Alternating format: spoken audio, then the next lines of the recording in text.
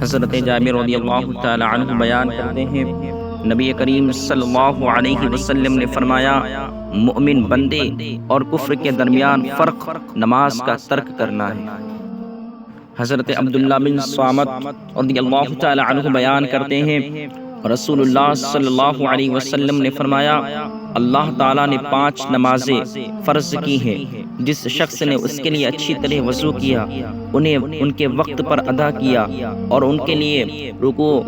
خشوع کو مکمل کیا تو اللہ کا اس کے لیے عہد ہے کہ وہ اسے معاف فرما دے گا، اور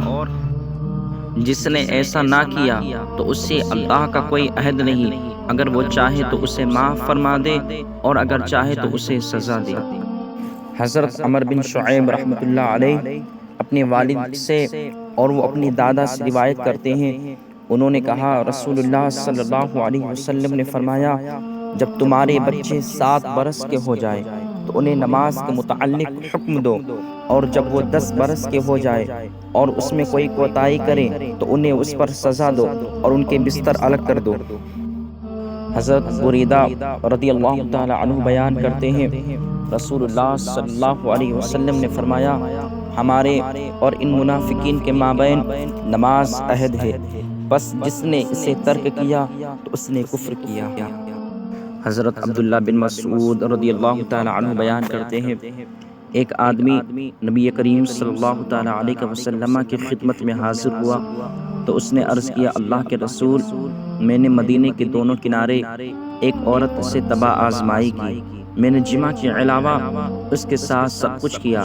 چنانچہ میں حاضر ہوں، آپ میرے متعلق جو چاہیں فیصلہ فرمائیں۔ عمر رضی اللہ تعالی عنہ نے اسے کہا،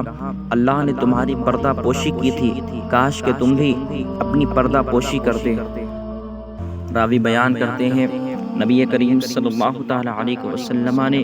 اسے کوئی جواب نہ دیا اور وہ آدمی کھڑا ہوا اور چلا گیا۔ چنانچہ نبی کریم صلی اللہ علیہ وسلم نے کسی آدمی کو اس کے پیچھے بھیجا تو اسے بلا کر یہ آیت سنائی،